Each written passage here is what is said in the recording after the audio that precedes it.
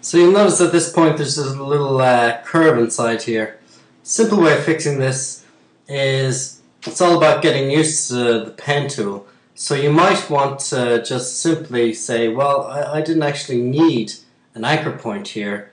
So if I go back to my pen tool, and if I roll over that anchor point, you'll see a little minus beside, and I can just left click and I'll get rid of it. So then if I go back up to my direct selection tool, go back to my handle over here and point it upwards, get my handle here,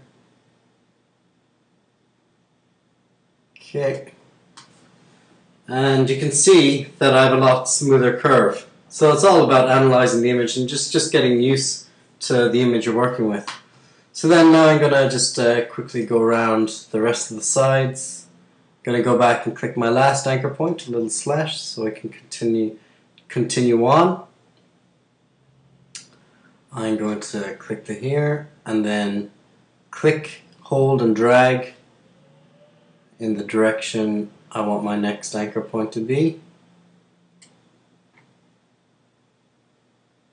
So I'm going to adjust these, go back to my direct selection tool, or if I'm on, another good shortcut is if you're on your pen tool, instead of going up to the direct selection tool, just hold down Alt and then you'll be able to adjust these handles inside there.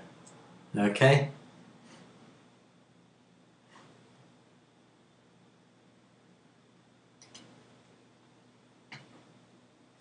So now I'm gonna just drag out to this point here.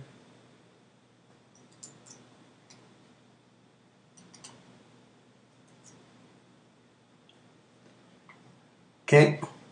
I'm gonna hold down Alt, adjust these handles here. Go around the eye. It's fine.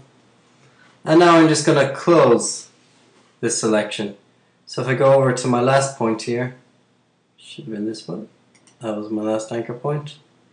And then go to my first anchor point and just select, you'll see the 0 come up.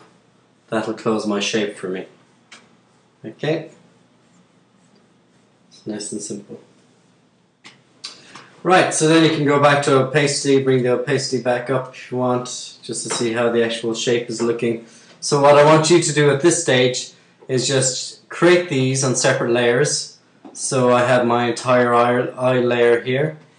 Just going to go back to my full selection. Just create a new layer. So you can't see it here at the moment. If I go down here, create new layer. Name this maybe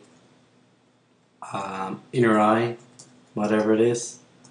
Okay. Then you can hide this entire eye and just start working away on the inner eye section in different sections, and then you can color them in different colors. So for now, just create the different shapes. Let's say hide the entire eye and create a new shape on the new layer on inner eye. Yeah, color them in, and just the idea is just to create a basic eye logo, and then you can put that and place that in the other document if you like, and start practice.